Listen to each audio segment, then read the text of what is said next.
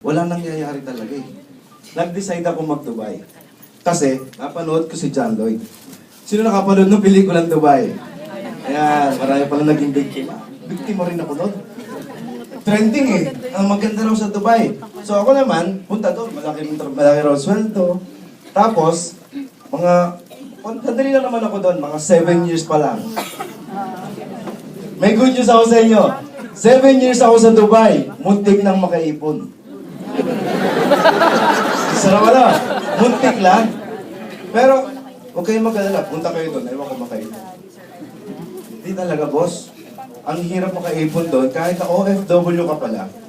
Kumbaga, maraming OFW. Natitinig ako sa internet, di ba? So, alam ko yung buhay doon sa Dubai. 5% lang ng OFW ang nakakaipon po dyan. Hindi po lahat. Tama po ba? Yes. Lahat naman kayo siguro dito may kilalang OFW. Ayan. And sa Facebook, mukhang maganda talaga. Yung tipong mapapicture ka sa kotse, di ba? Nakasandal kang ganyan. Ang ganda tingnan, di ba? Tapos may comment doon, salamat sa kotse, gutom na ako. Buti na lang wala ang kotse na to, tumumba na ako dito kanina pa. So, ganun ang buhay sa Dubai. Then, naisip ko, 7 years, di ba 1 month lang? Pag umuwi ka, yung bakasyon mo. So, 7 years ko, 7 months ko lang pala nakasama family ko. Ang saklap. Maganda yung kita, pero yung time, nauubos. Tama po ba?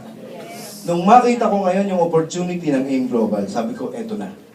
Eto na yun, hindi ko na pakakawalan. Excited ako. Eto maganda. Yung asawa ko, ayaw na. Teka, parang ayaw mong umuwi ng Pilipinas. So, siyempre, pag natinig ang networking, ano nangyayari sa mga Pilipino? Kinikilabutan, nagdidilim ang paningin, kulang na lang tumakbo. Tama? Ganun din ba yung pakiramdam nyo nung una? Nagkakaintindihan po tayo. Pero eto na.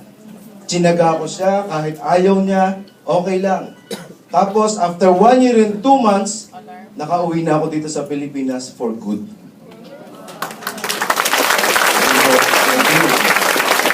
So, isa sa mga naibibigay ng AIM Global ay maiuwi ka. Ikaw, na nanonood sa internet, maiuwi ka sa pamilya mo. That's the priceless part of it. So, alam ko, iba sa inyo may mga kamag-anak nasa abroad. Hindi ko alam kung okay, let's say maganda ang buhay nila doon. Pero di ba mas maganda kung kasama mo sila dito? Mas masarap ang buhay sa Pilipinas. Sabi nga, there's no place like home. Tama? Yun ang naibigay sa akin ng AIM Global. So, kumpinsihin nyo yung mga kaibigan at kamag-anak nyo sa abroad. Do AIM Global. Part-time, full-time, kayong bahala. Basta, gawin nyo siya seryoso. Kasi, yan ang ibibigay sa atin ng AIM Global, yung magkasama-sama yung pamilya dito sa Pilipinas. Tama po ba? Yes! Eto nga lang, hindi siya ganun kadali. Totoo naman hindi siya ganun kadali. Pero sa lahat ng mahirap, eto na yung pinakamadali. Di ba? Tama, di ba? Darating yung time na ikaw malulungkot ka. Parang ganito, kwento ko sa inyo, kaya naman mag-share ako ng isang kwento, yung experience ko dun sa Abu Dhabi. Mayroon ako isang grupo doon nagtanong sa akin. Sabi sa akin, Ars, kasi mayroon kami problema. Anong problema nyo? Yung ATM namin hindi pa naayos. Yung ID namin wala pa rin. Kaya hindi siya makasimula 3 months na hindi makahataw. Hihintay ng ATM. May laman na ba? Wala pa. Hinihintay. Ang daming problema ng grupo niya, hindi makahataw. So, anong gagawin ko? Sabi ko sa kanya, ganito. Alam mo, ako, nakaranas din ako ng hirap. Tuwing magdadrive, kasi nangyayari ang experience ko noon, 6 o'clock, uwi ako from work, tapos 8 o'clock, aalis ulit ako niya para mag-aim. Then, ang uwi ko, 2:00 na madaling araw. Tapos, gising ulit ng 5 para magtrabaho. Araw-araw ganun. Tapos, ang sabi ko sa kanya, alam mo, naranasan kong hirap. Halos umiiyak ka na sa daan habang nagdadrive ka pa uwi. Kasi naiisip mo, ayaw ng asawa mo. Uwi ka, galit na naman yung asawa mo. Tapos, galit din ang tatay mo sa'yo. Kasi negative eh. Di ba sa pamilya natin, puro negative? So parang against all odds, yung ginagawa mo, ikaw na lang mag-isa. Tama? Pero sabi ko sa kanya, okay lang yan. Kasi, kahit na gano'ng kahirap yan, para ka lang tinetesting yan. Kumbaga, palalakasin ka lang. Bakit? Dahil may lalabas na bagong jiggy Magbagong ikaw, ng mas malakas na ikaw, pagdating mo dito, successful ka na.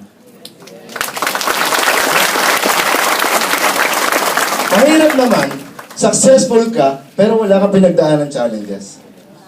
Tama? Parang matabang ang tagumpay. Sabi nga ni Manny Pacquiao, kapag ikaw dumaan sa hirap, nagpagulpi, bumangon na bumangon, matamis ang tagumpay mo. Tama mo ba yun? Kaya dito, kung ikaw nahihirapan ka na, okay lang yan, ituloy mo lang. Bakit? Darating ang panahon, lalabas yung mas malakas na ikaw. Mas mayamang ikaw. Tama? Ituloy mo lang. Huwag ka lang susuko. Familiar kayo sa t-shirt na never give up? Yes. Lagi naman nakikita yan, di ba? Pero sana ina-apply natin. I-apply mo lang. Kung ano yung nakita mo dito, sundin mo ang puso mo. Tapos gawin mo lang, sundin mo yung apply mo.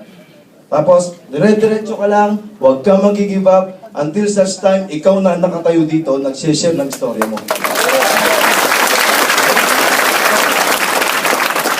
Meron lang akong, bago ko yung iwanan ng, dito, isang kwento lang, okay lang ba? Yes! Ayan. Ito ay isang, parang illustration lang ng buhay mo. Merong isang mall, nandito yung mall, ito yung entrance, nandito yung exit. Pag exit mo dito, merong isang magandang sinihan. Sinihan, tapos may exit din. Tatlo lang ang pinto. Pasukan, exit, exit. Okay? Ganito. Pagpasok mo dyan, wala kang pera, wala kang kahit ano sa bulsa, wala. As in, wala. Walang cellphone. Pero yung mall na yan, isang opportunity, isang mall ng opportunity, pwede mong pansinin, pwede hindi. May mga credit cards, may mga pautangan, pwede kang maglakwat sa loob, kahit anong gusto mong gawin. Pero, lalabas ka doon, pag dumaan ka sa isang pinto, hindi ka na makakabalik sa pinto na yun. Isang beses lang. Pag enter mo doon sa sinihan, manonood ka. Ang papanoorin mo doon, yung ginawa mo sa mall. Excited ka ba sa mapapanood mo doon sa sinihan?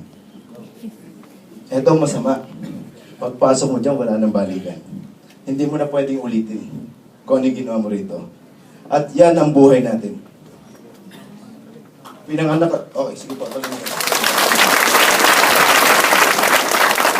Ito nagsisimbolize yung pinto na to ng kapanganakan natin.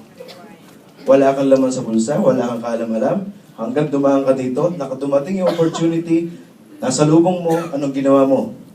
Pinansin mo ba? Dinedma mo lang? Nag-jamming ka lang dyan? Nag-inom ka lang dyan? Nagulakwartsa ka lang dyan? Then, papanoorin mo ngayon yung istorya ng buhay mo. Tanungin mo sarili mo, excited ka ba mapanood yung pelikula ng buhay? Or itanong mo sa asawa mo, testingin mo. Tinesting ko yan, tinext ko asawa ko eh. Pwede bang pagpabibigyan ka ng pagkakataon, panoorin yung pelikula ng buhay ko, excited ka kaya? Sabi niya, yes. Binawian ko, ikaw kaya? Sabi niya, yes din. Okay, sige. Ang point is ganito. Ikaw ang gagawa ng buhay mo, yung success mo, ikaw rin yan. And remember, yung papanoorin mong video dito, yung pelikula dito, buhay mo yon. Pag hindi mo kayang i-take, yung panoorin na yan, mag-isip ka na ngayon. Tama? So, ang good news dyan, dumating ang AIM Global sa'yo, maaga pa, i-enjoy mo lang. Kasi ang alam ko, ngayon pala nagsisimula ang momentum ng AIM Global.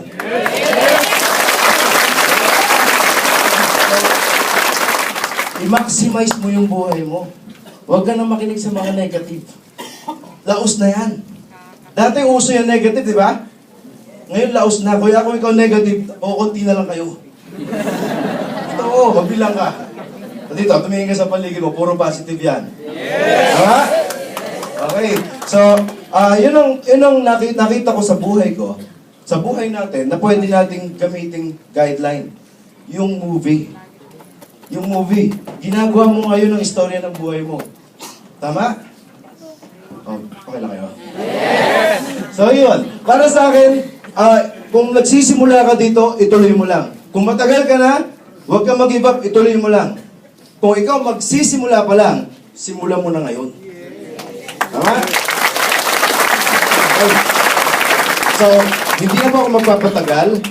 Na-appreciate ko po lahat ng attention nyo dito at excited. Papasalamat ako sa aking upline, Roy Cueto. Palapanan natin si upline. And upline Marco. Palapanan din natin si upline.